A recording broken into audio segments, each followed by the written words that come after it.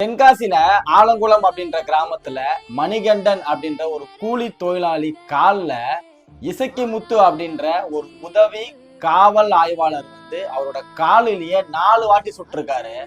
மணிகண்டன் அவர்களோட கால்ல 4 வாட்டி சுடுறதுக்கு என்ன காரணம்?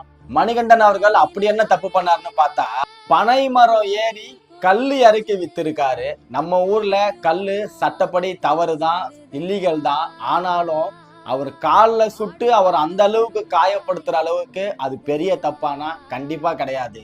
காவல்துறை ஆய்வாளர் அவர்களுக்கும் மணிகண்டன் அவர்களுக்கும் வாக்குவாதம் ஏற்பட்டு கைகலப்பாயிருக்கு. அப்போ அந்த காவல் ஆய்வாளர் மணிகண்டன் அவர்களை அவர் சமூகத்தை பத்தி அசிங்கமாகவும் அவரை ரொம்ப அசிங்கமாகவும் பேசியிருக்காரு.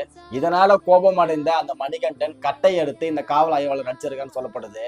கட்டையால அடிச்ச உடனே நம்ம காவல் ஆய்வாளர் இன்னும் கோவப்பட்டு அவரை கன் எடுத்து சுட்டிருக்காரு. நம்ம தமிழ்நாட்டுல எவ்வளவோ குற்றங்கள் நடக்குது. கஞ்சா வைக்கிறாங்க, ஒயின் ஷாப் 24 hours போயிட்டு இருக்கு, எவ்வளவோ கொள்ளைகள் நடக்குது. சின்ன சின்ன குழந்தைகள்லாம் ரேப் பண்ணி கொள்றானுங்க. இதையெல்லாம் நம்ம காவல்துறைக்கு கண்காணிக்க டைம் இல்ல. ஆனா கஷ்டப்பட்டு பொழைக்கணும்ட்டு பனைமரம் ஏறி பொழைக்கிற ஒரு கூலி தொழிலாளி கால்லயே சுட்டு படுகாயம் அடைய வச்சிருக்கு நம்ம காவல்துறை.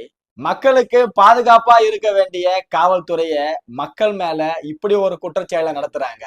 இசக்கி முத்து அவர்களை இப்போ வழக்கு போட்டு அவரை சஸ்பெண்டும் பண்ணிருக்காங்க. ஆனா இந்த தண்டனை எல்லாம் பத்தாது. காவல்துறை கண்ணுல இருக்க தோட்டா பணம் இருக்கிற யாரு மேலேயும் பாய மாட்டேங்குது. இந்த மாதிரி ஏழை எளிய கூலி தொழிலாளி மக்கள் மீது அந்த தோட்டா பாயறது அந்த தோட்டாக்கே அசிங்கம். நன்றி. நான் உனக்கு தர்றது சோறு இல்ல தம்பி, இம்ப்ரமேஷன். இம்ப்ரமேஷன் இஸ் வெல்த்.